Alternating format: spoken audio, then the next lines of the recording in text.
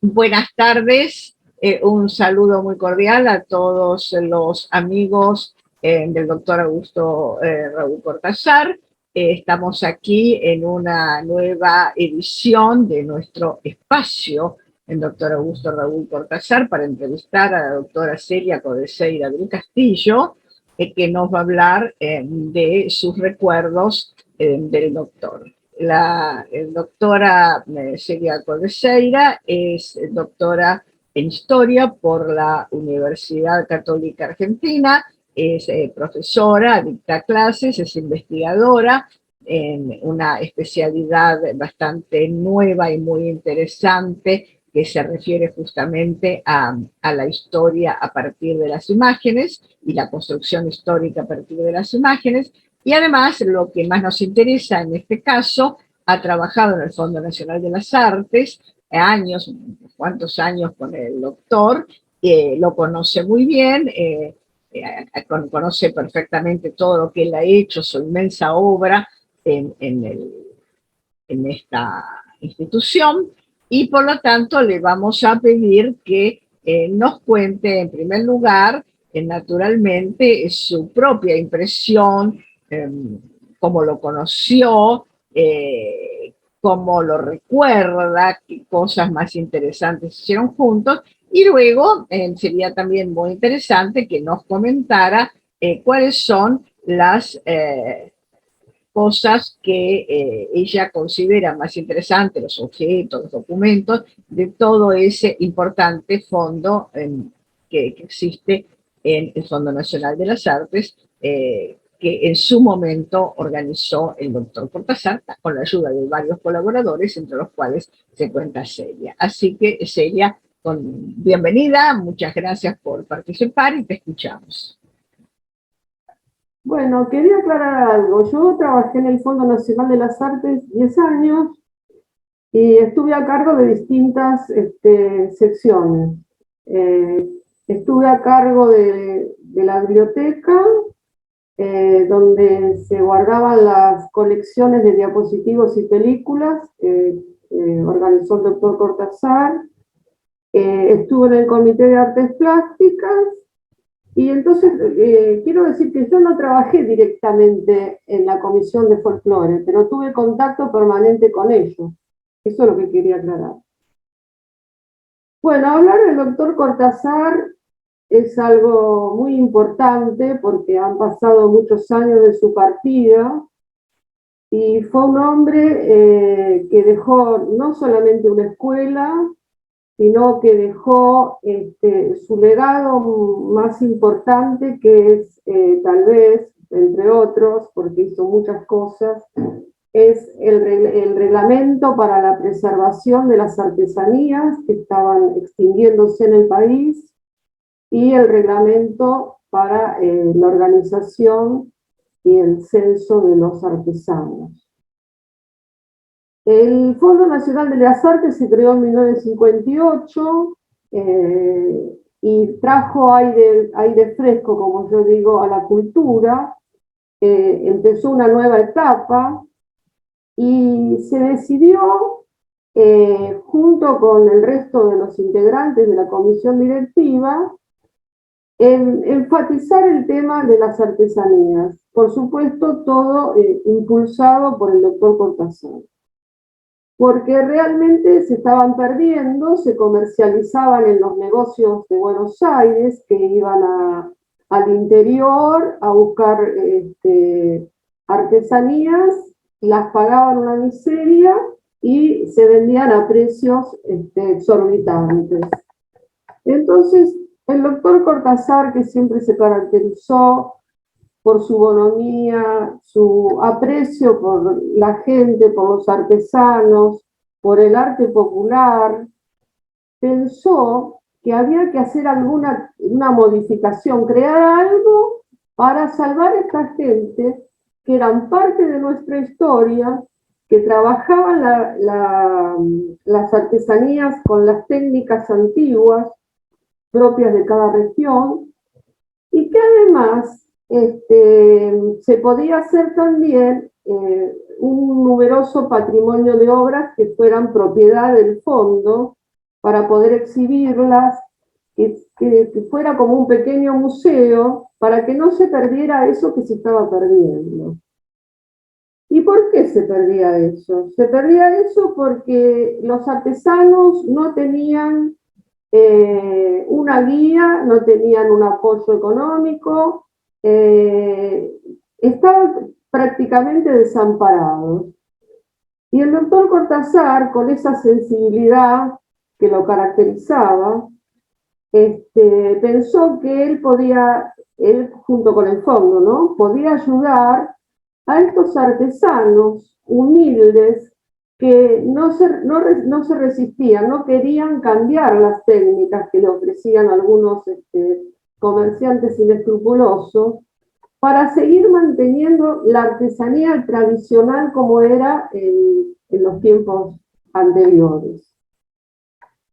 Entonces, Cortázar, que transmitió toda esa energía, porque eso era lo que tenía el doctor Cortázar, nos transmitía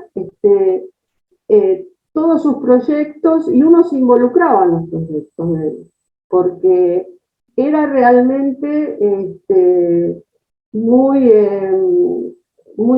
una persona que se acercaba a la gente, a todos nosotros los que trabajábamos ahí, y muchos nos interesamos en lo que hacía él, tal vez por la carrera que estábamos haciendo, por la especialidad que teníamos, pero se compartía el tema de las artesanías. Esa idea él después la va a aplicar en otros lugares, pero en el Fondo Nacional de las Artes es la creación. El fondo se creó en 1958 y apareció como una institución única en el país que deseaba que esta nueva etapa de la historia que se empezaba a vivir estuviera marcada por la recuperación de esas artesanías, el arte, la historia, la literatura, que a lo mejor no se habían profundizado como se debía. Entonces se formó una comisión con el doctor Juan Carlos Pinasco, que era el presidente. El doctor Pinasco era economista. ¿Por qué? Porque el fondo se creó para trabajar como un banco, es decir, iba a sostener económicamente a las instituciones, iba a dar becas, iba a dar subsidios a las instituciones para que pudieran comprar, por ejemplo, un salón de exhibición o algún objeto importante para exhibir. Y también iba a darle, por ejemplo, a los pintores préstamos, a los pintores y a otro tipo de especialidades, ¿no? Préstamos, por ejemplo, muchos, yo recuerdo muchos que compraron el espacio para poner el taller para pintar, que siempre era algo oneroso, y el fondo, ese tipo de ayudas era a través de préstamos, los brindaba a través de préstamos. Entonces, además del doctor Pinasco, que era el asesor y el que manejaba toda la parte financiera, había 12 vocales. Yo les quiero comentar que el Fondo Nacional de las Artes, en sus inicios, dependía del Ministerio de Hacienda de la Nación. Es decir, se eligió ese ministerio porque era el que iba a proveer al fondo del dinero necesario para poder hacer toda la obra que tenía planeada. Después de muchos años, más o menos en el 70, 60, dejó de pertenecer al Ministerio de Hacienda y pasó a pertenecer al Ministerio de Educación, ya con menor presupuesto. Y en la actualidad depende del Ministerio de Cultura de la Nación. Bueno, ¿quiénes estaban con el doctor Cortázar? ¿Quiénes lo apoyaban? Por supuesto, Victoria Ocampo, que estuvieron los dos en el mismo periodo, de 1958 hasta 1973, en que los dos mueren prácticamente casi al mismo tiempo, ¿no? Y bueno, eran dos personas de un empuje increíble. Estaba Julio Pairó en la comisión de pintura, Emilio Villalba Güell en cine, Basaldúa en pintura también. Teníamos también un abogado que era el asesor de Prado, que fue Edwin Harding, y también estaban otro tipo de disciplinas representadas. Por ejemplo, Francisco Carcavallo, que se ocupaba del teatro, Juan José Castro de la música, Camilo D'Artés, que era dramaturgo, Edmundo Vigur, que era crítico teatral, Juan Kurchan, que era un arquitecto muy importante, Julio Pairó en arte, Delia Garcés en teatro, y el secretario general de la institución era el doctor Viviano Parravicini, que era un especialista que daba clases en la UBA, de literatura, del Dante y todo eso. Es decir, había un ambiente cultural, se respiraba cultura las 7, 8 horas que trabajábamos, y eso era hermoso, porque Fue el un compartir momento, fue una época de oro, ¿no? fue Del Fondo brillante, Nacional de las Artes. sí, sí, porque realmente de compartir ya salían los proyectos, se hacían cosas, y realmente fue fabuloso. Eso yo lo quería dejar aclarado. Además teníamos un director del banco y un director que también era economista. O sea, teníamos la parte jurídica contemplada, la parte económica, y todo alrededor era la cultura, que eso era maravilloso, porque se podían imprimir catálogos, se podían hacer exposiciones, y ahí aparece Cortázar de nuevo. Siempre va a estar en estos años que yo estoy hablando, siempre va a estar presente el doctor Cortázar. Entonces, él va a formar su comisión, 3 personas encantadoras, como yo las quería mucho porque compartíamos muchas cosas, que eran la profesora Luisa Traverso, la profesora María Mondragón y la profesora María Carmen Lauría, que después fue directora del Museo de Motivos Populares José Hernández, y ella va a aplicar en el museo el sistema que aplicó el doctor Cortázar, que fue su maestro, para recuperar a los artesanos y las artesanías que se estaban perdiendo. Entonces, en 1967 se decide adoptar el régimen para el estímulo de las artesanías y ayuda a los artesanos. Esto lo pergeñó Cortázar, con, por supuesto, toda la gente de arte que valoraba, porque ahora las artesanías son más reconocidas, pero cuando Cortázar empieza la campaña para recuperar todo eso, era visto como un arte menor, o sea, por la gente, no por los entendidos.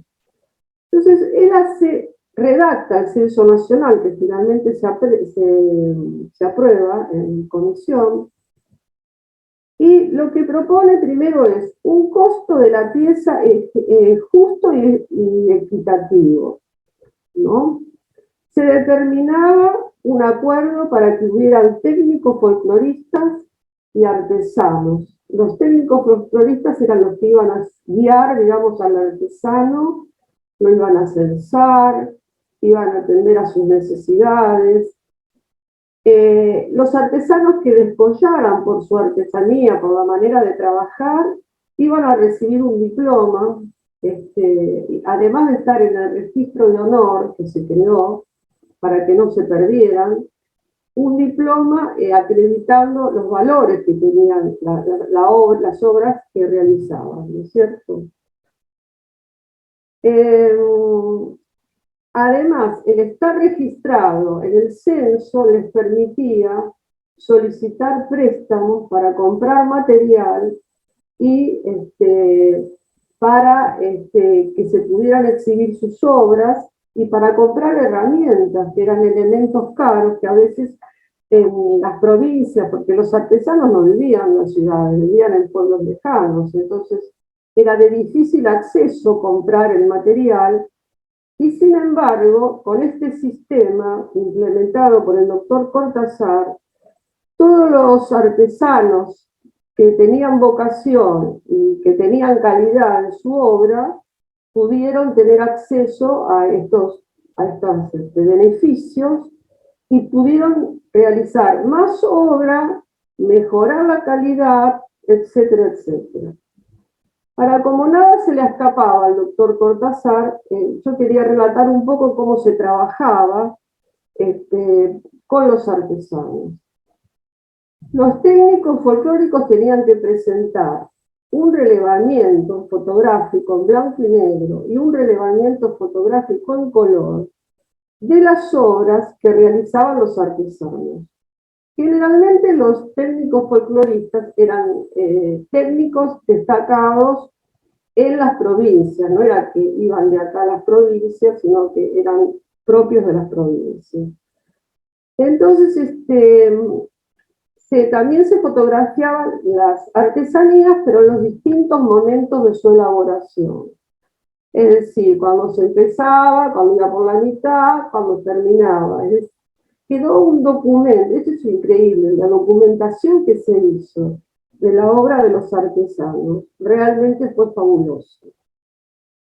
Y además tenían que fotografiar, ¿no?, con el relevamiento, al artesano trabajando para ver cómo trabajaba, qué elementos usaba, a su familia, al medio ambiente, a la naturaleza que lo rodeaba, es decir, todo el entorno. El artesano no era un objeto aislado, era una persona integrada en un mundo muy rico de la naturaleza, de la historia, de las tradiciones, y eso es lo que se registraba para tener archivo de toda esa creación.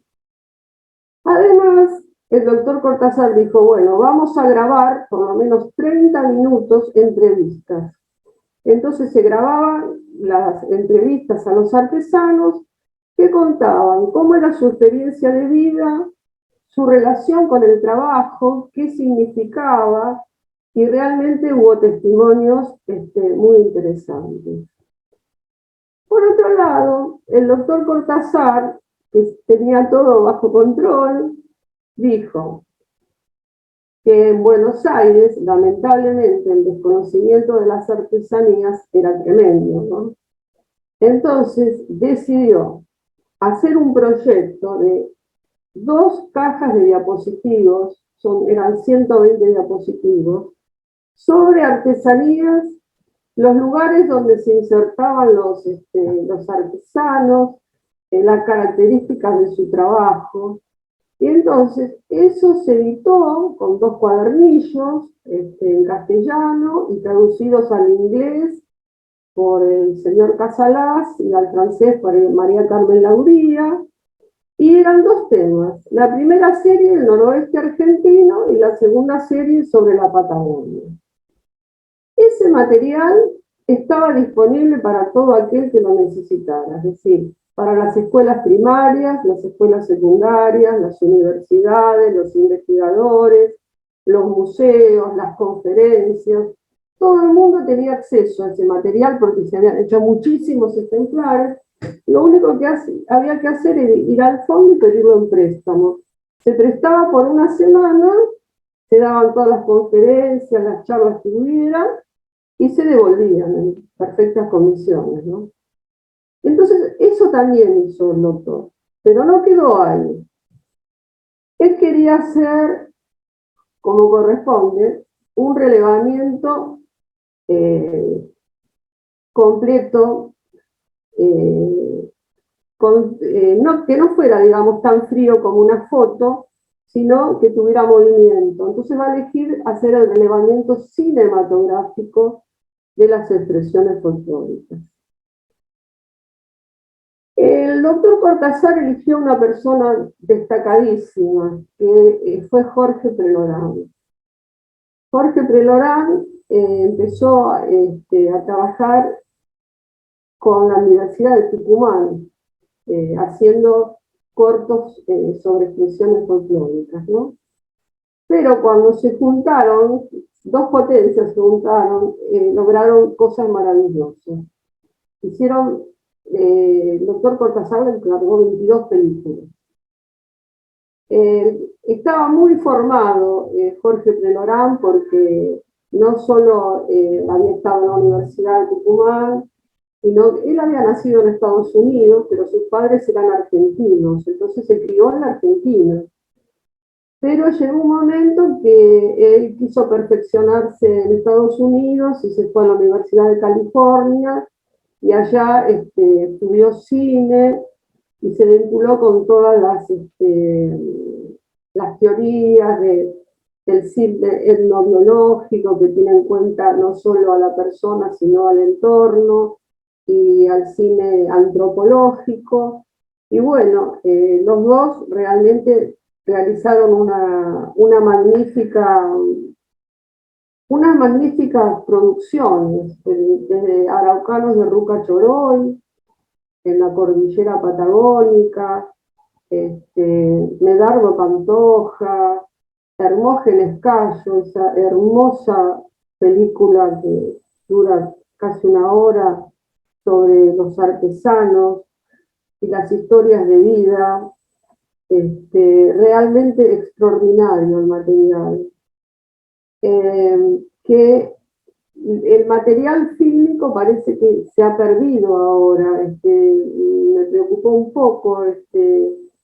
Sé que están los diapositivos, que hay algunas películas nuevas, pero no, parece que no están las 22 películas. Porque Prelorán había dado al fondo una serie grande de copias para que tuviera el fondo como archivo. Y lo mismo donó a la Universidad de Berkeley, donde él estudió cine. O sea, en esos dos lugares estaban, pero ahora parece como que faltara, no sé, que faltaran algunas cosas. Bueno, las reflexiones finales. ¿Cuáles fueron las razones que llevaron al doctor Cortázar a hacer todo este magnífico plan? Que le llevó tiempo, esto que él planificó junto con Prelorán y además solo, la otra parte, le llevó mucho tiempo, ¿no?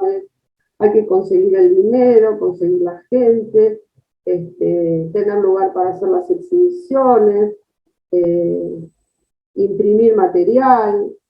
Él, por ejemplo, publicó una obra suya que es muy importante, con sello de fondo, que es la bibliografía sobre temas folclóricos, sobre expresiones folclóricas. Son 2 tomos muy valiosos, que llevan el sello del Fondo Nacional de las Artes, y en el cual cualquier investigador que quiera profundizar tiene una obra prestigiosa y seria sobre el tema.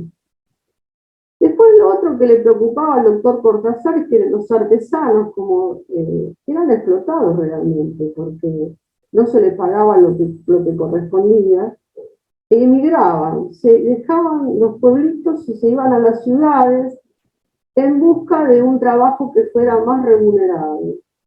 Entonces perdían la tradición artesanal, el trabajo que desde niños practicaban, digamos, ¿no? Entonces se incorporaban al medio laboral como empleados sin oficio, y las mujeres casi todas como mucamas. Entonces las tejedoras, las tejedoras, toda la gente que hacía esas obras de arte, trabajaban en otra cosa. El otro tema era la falta de materia prima y de dinero para comprarla, ¿no? Que, por supuesto, que eso con el proyecto que a través del fondo se lograban los préstamos y se subsanó.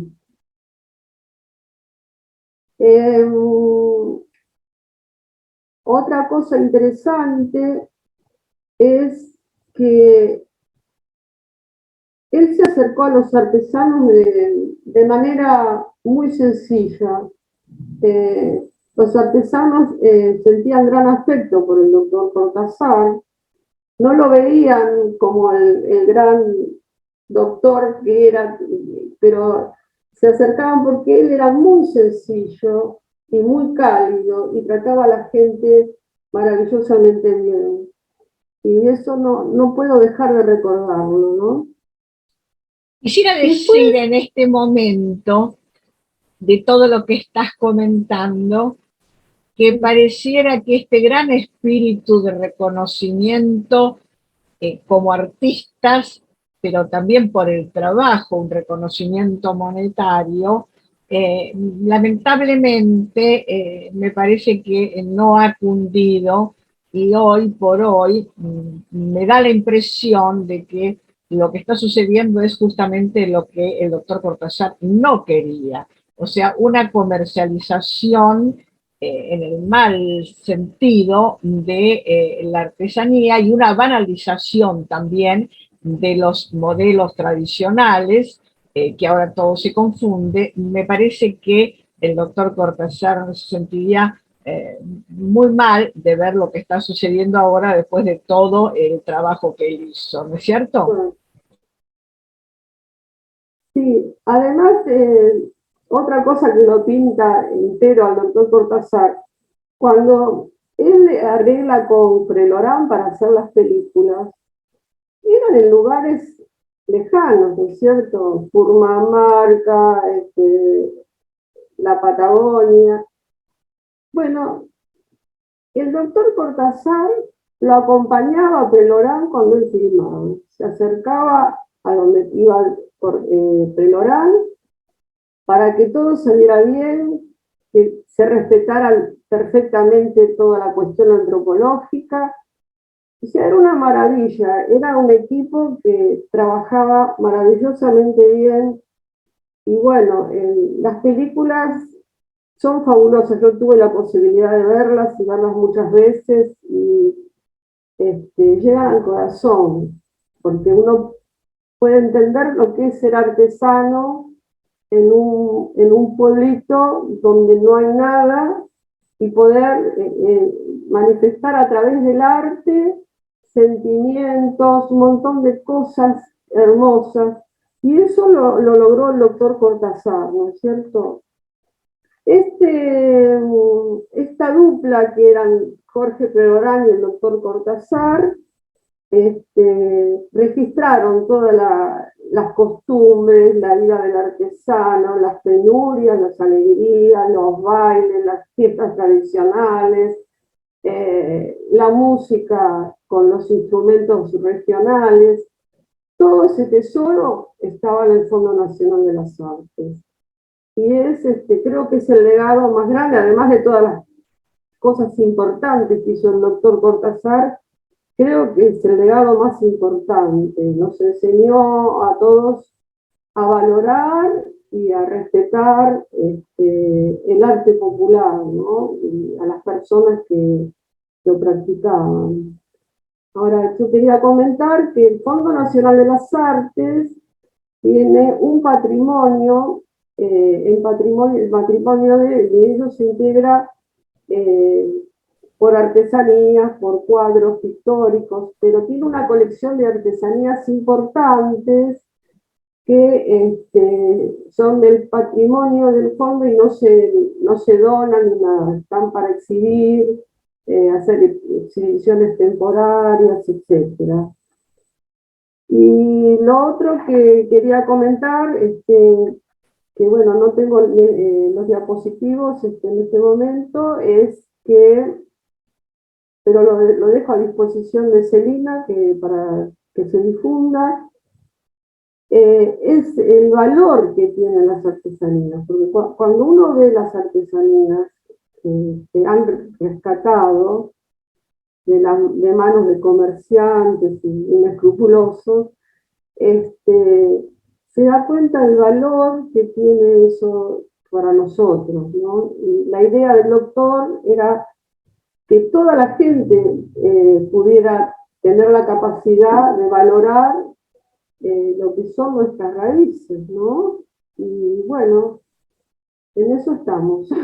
Muchísimas gracias y quería así señalar a los oyentes que además ella ha hecho un trabajo por escrito que tendrá las ilustraciones correspondientes y que se va a publicar, lo vamos a publicar en la parte de edición de nuestro espacio, doctor Augusto Raúl Cortázar, así que esto también es una cosa importante, es decir, que toda esta recordación tenga también un final editorial, ¿no? Que es también muy importante. Muchísimas gracias por tu participación y vamos también a subir al espacio algunas fotografías de estas piezas a las que te has referido para que también sean una ilustración. Muchas gracias a todos por la atención y por este momento de recordación del maestro Cortázar. Bueno, gracias a FEPAI que nos da la posibilidad de difundir la obra del doctor, que se habrán dado cuenta que soy muy admiradora de su obra y que es algo merecido, ¿no? Y que no hay que olvidar, a pesar de que han pasado como 64 años desde que él empezó con ese proyecto, pero que fue realmente maravilloso. Muy bueno, bien, buenas tardes. muchísimas gracias. Entonces, nos despedimos hasta la próxima vez con algún otro testimonio y siempre recordando lo importante que es esta labor. Muchas gracias.